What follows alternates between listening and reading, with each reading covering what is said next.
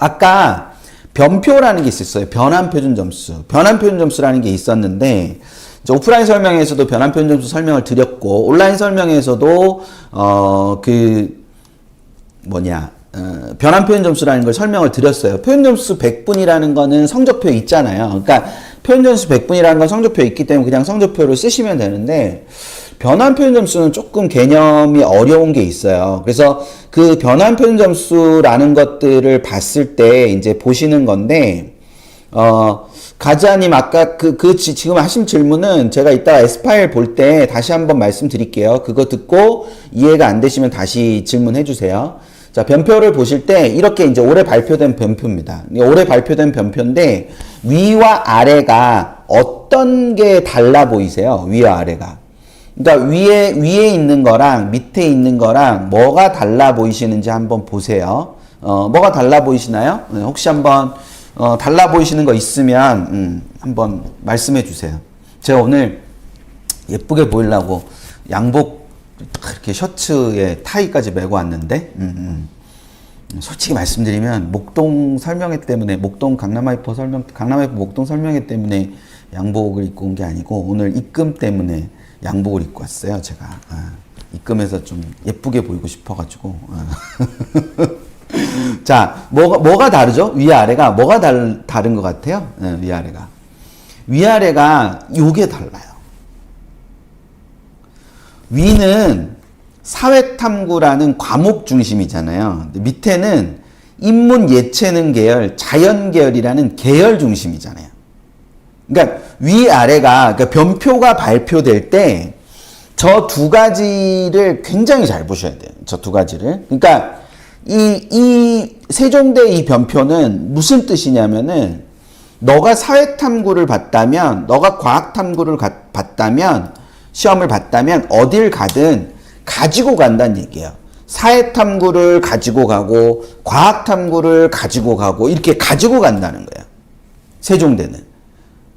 그러니까 내가 사회탐구를 봤어. 그럼 그냥 계속 사회탐구의 점수, 과학탐구를 봤어. 그럼 과학탐구의 점수로 간다는 거죠. 근데 여기에 밑에 보면은 여기는 계열이잖아요. 그래서 과탐을 받더라도 인문 계열로 간다. 인문 계열로 가면은 가서 부여를 받는 거예요. 가서 받는 거예요. 가서. 그러니까 넌 인문 계열로 갔다. 그러면 사탐을 보내든 과탐을 보내든 우리 학교 인문 계열로 올 때는 요 점수. 그리고 우리 학교 자연 계열로 올 때는 요 점수. 요렇게 계열별로 돼 있거나 요렇게 과목별로, 즉 영역별로 돼 있거나 이렇게 돼 있는 거예요. 자, 이게 어렵기 때문에 한 번만 더 설명드리고 제가 이제 이벤을 한번 기다려 볼게요. 그러니까 여기서처럼 변표가 나올 때 과목 중심으로 가지고 가는 과목 중심이 있고 가서 부여받는 계열 중심이 있다. 그래서 내가 과탐을 보내야 근데 인문 계열로 가고 싶어. 그러면 세종대는 과학탐구 변표를 가지고 가는 거예요. 근데 여기가 동국대인데 동국대는 인문 계열로 갈 때는 새로 부여를 받는 거예요. 자연 계열로 가면 72.63인데 인문 계열로 가면 70.88이란 말이죠. 그래서 인문 계열에 가면 사탐이든 과탐이든 똑같아지는 거예요. 근데 세종대는 인문 계열의 사탐 본회와 인문 계열의 과탐 본회가 다른 거죠. 그래서 반드시 변표를 발표할 때 대학이 밝혀주게 돼 있어요. 과목 중심으로 하든지 계열 중심으로 하든지 이걸 밝혀주게 돼 있다고요. 되셨죠? 그래서 그렇게 발표를 하는 겁니다. 그 차이가 그렇게 나는 거다라고 생각을 하시면 돼요. 여기를 잠깐 보시면 이게 전년도 중대인데요. 전년도 중대를 보시면 인문 및 예체능 계열 반영 방식, 그게 사회탐구든 과학탐구든 그냥 똑같이 준다는 거죠. 근데 자연 계열은 과학탐구밖에 안 되니까 과학탐구를 이렇게 준다는 거예요. 그래서 이게 그 인문 예체능 계열은 요거를 쓰고 사회탐구든 과학탐구든 요걸 쓴다. 그러니까 계열 방식이죠. 이것도 계열 방식이고. 근데 좀 전에 봤던 세종대 같은 경우는 계열 방식이 아니라 무슨 방식이 되는 거예요? 영역 방식이 되는 거예요. 근데 그 차이를 생각을 해두는 겁니다. 그래서 실제로 올해 이제 발표된 것들 중에는 이런 게 있거든요. 연세대처럼 통합변표가 있어요. 그러니까, 연세대는 계열도 아니고 과목도 아니고 그냥 모든 과목을 통합해서, 그러니까 이거는 계열도 무관하고 영역도 무관한 그런 방식인 거예요. 그래서 연대는 사탐이든 과탐이든 똑같이 저점수를 주고 인문계열로 가든 자연계열로 가든 똑같이 저점수를 준다. 이렇게 돼 있는 겁니다. 되셨죠? 작년까지는 이제 연대가 계열 변표를 썼는데 올해는 통합변표를 쓰고 건국대는 작년에도 통합변표를 썼고 올해도 통합변표를 썼어요. 그래서 건국대 거를 잠깐 보여드리면 그 건국대는 이런 식으로 실제로 이제 발표를 하는 과정에서 탐구 통합 이렇게 해가지고 사회탐구, 과학탐구를 똑같이 그냥 보는 형태로 이렇게 표현이 된 거죠. 그래서 이렇게 통합변표를 쓰는 학교들도 존재한다. 그래서 올해 2024학년도에 작년에 이제 건대가 통합변표를 썼고 나머지 학교들은 다 이제 계열변표를 쓰거나 영역변표를 쓰거나 둘 중에 하나를 썼는데 그러지 않고 저런 식으로 썼다. 근데 이제 여기서 참고로 하나만 말씀드리면 전년도 연대가 이제 사탐과 과탐 이런 식으로 줬거든요. 이런 식으로 줬는데 여기서 이제 보시면 이게 70이고 71.5잖아요. 그럼 여기서 이 2등급 99점에 68.81이고 이게 70이니까 여기에 점수차와 여기에 점수차를 비교, 특히 여기 점수차를 보면 거의 2점 차이가 나거든요. 과탐 100하고 99하고가 2점 이상이 차이가 나죠. 네, 2점 이상이 차이가 나는데 2.06점 차이가 나잖아요. 71.5, 69.44 이렇게 해서 2.06점 차이가 나는데 여기는 69.35와 68.52니까 결과적으로 얼마밖에 차이가 안 나냐면은 0.8 정도밖에 차이가 안 나요.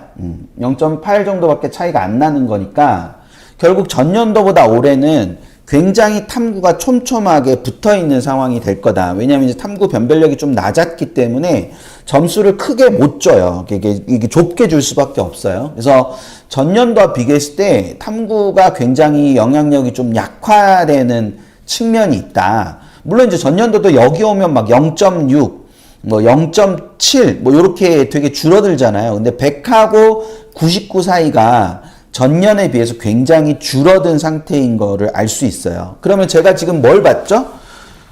100하고 99의 차이, 97하고 96의 차이 이렇게 봤잖아요. 그러니까 변표는 뭐가 중요하냐면 점수 차이가 중요해요. 각 100분위 사이의 점수 차이가 얼만큼 나느냐. 첫 번째 변표에서 중요했던 거는 계열이냐, 영역이냐, 통합이냐 이게 중요했고 두 번째 이 변표들의 점수 차이가 얼마가 되느냐를 보는 게 되게 중요한 부분이다라는 거. 이제 그걸 생각을 하셔야 되는 거예요. 되셨어요? 네. 세 번째는 그래서 지원대학 간의 지원 고려대학 간의 비교를 하는 거예요. 그러니까 A대학과 B대학이 유사한 성적대의 대학인데 얘네 둘 사이의 점수 차이가 얼만큼 나느냐를 따져서 내가 탐구를 잘 봤다면 점수 차이가 많이 나는 쪽, 탐구를 못 봤다면 점수 차이가 덜 나는 쪽으로 가야 되는 게 요 부분의 핵심이다라고 생각하시면 됩니다. 자, 변표. 요 앞장에서 중요하게 생각했던 건 계열이냐, 영역이냐, 통합이냐. 자, 선배학부모님들 지금 몇 분 계시니까 선배학부모님들 이렇게 채팅창에 한 번 더 남겨주세요. 감사합니다. 제가 늘 이렇게 선배학부모님들께는 드리는 것도 없으면서 맨날 이렇게 부탁만 드려갖고 죄송한데, 자, 변표 첫 번째 계열이냐, 영역이냐, 통합이냐 이렇게 이 세 가지 이 세 가지가 중요하다라고 말씀드렸고, 두 번째 변표는 100분위들 사이에 변표가 몇 점씩 차이가 나느냐가 굉장히 중요하다. 세 번째, 그래서 그거를 정시에는 어떻게 활용하냐. 내가 지원을 고려하고 있는 대학이 있다고 했을 때 그 지원을 고려하고 있는 대학들 사이에 변표의 차이가 얼만큼 나느냐 이걸 보는 거예요. 이걸 그냥 개념상으로 일단 먼저 이해를 하시는 게 필요합니다. 그러니까 사실은 이해한다기보다는 그렇다라고 생각을 하시면 되는 건데 이걸 좀 더 구체적으로 보여드리면 연대, 건대, 동대, 세종대 이렇게 돼 있습니다. 연대, 건대, 동대, 세종대 이렇게 돼 있는데 이 세 개의 대학에서 네 개의 대학에서 연대랑 건대는 통합변표를 쓰고요.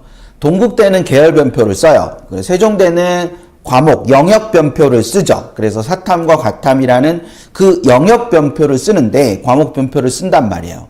그래서 이 변표의 종류를 따지는 것이 굉장히 중요하다라고 얘기한 거예요. 되셨죠? 제가 그 얘기를 한 거예요. 자, 그런데 그 다음 자, 이게 첫 번째 이렇게 통합변표냐 계열변표냐 아니면 영역 과목변표냐 이걸 본 거. 그 다음 두 번째 그럼 봤더니 점수차를 본 거예요. 점수차. 이 점수차를 가지고 보면은 건국대는 사회탐구나 인문계열 같은 경우에 그러니까 사회탐구 건국대는 이제 통합변표를 쓰니까 100에서 99로 떨어질 때 0.65 99에서 98로 떨어질 때 0.93의 차이가 나지만 동국대 인문계열은 계열로 간다 그랬잖아요. 동국대 인문계열은 1.35점 차이가 나고 1.23점 차이가 나는 거예요. 그리고 세종대 사회탐구 변표는 0.55점, 0.65점 차이가 나는 거예요. 되셨어요? 집중하세요. 저렇게 차이가 나는 거예요. 그러면 이 세 개 대학을 봤을 때 이 세 개 대학 중에 차이가 제일 적은 대학, 사회탐구 인문계열로 봤을 때 차이가 제일 적은 대학은 100에서 99로 넘어오거나 99에서 98로 내려오거나 98에서 97로 내려올 때 제일 적은 대학은 세종대인 거예요. 그리고 차이가 제일 많이 나오는 대학은 동국대인 거죠. 되셨나요? 이거 제가 계산해 놓은 거야. 계산해 놓은 거니까 그냥 이 결과값만 보시고 판단하시는 거예요. 그러면 자, 질문 한번 해봅시다. 우리 아이가 사탐을 또는 탐구를 잘 봐서 이 세 개 대학의 인문계열로 가려고 해요. 인문계열로 가려고 할 때 잘 봐서 그러면 점수차가 큰 곳을 가는 게 유리해요? 적은 곳을 가는 게 유리해요? 응? 우리 아이가 사탐을 잘 보거나 탐구를 잘 봐서 인문계열로 지원을 하려고 해. 그러면 그랬을 때 이게 기본적으로 탐구가 이 점수차가 뭐한 곳을 가는 게 좋아요? 큰 곳을 가는 게 좋죠. 만약 이 세 개 대학이 비슷한 수준의 대학이다. 그러면 동국대가 최우선 대학인 거예요. 근데 탐구를 못 봤어. 탐구를 못 봤단 말이야. 그럼 못 봤을 때는 어디를 가는 거예요? 탐구를 못 봤을 때는 점수차가 적은 데를 가는 거죠. 적은 데를 가는 거니까 어디를 가야 되는 거예요? 세종대를 가야 되는 거예요.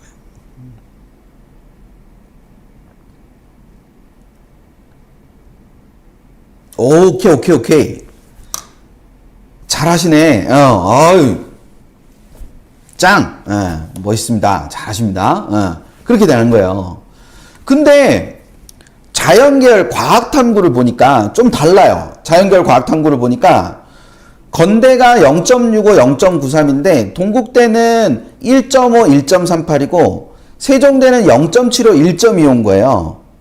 그러면 보니까 건대 자연계열은 좀 다르게 못 봤다. 그러면 건대를 최우선으로 잡아야 되고 잘 봤다. 그러면 동대를 최우선으로 잡는 건 똑같은데 이게 점수차가 적은 학교가 달라졌잖아요. 그쵸? 예. 그러니까 이렇게 점수차를 이렇게 변표를 보는 대학들 같은 경우는 저렇게 차이들을 좀 보면서 요런 차이가 있구나. 그럼 나는 어디에 가면 좀 더 유리하겠구나 해서 그 유리한 대학을 찾아서 모의 지원도 넣어보고 이렇게 하는 거예요.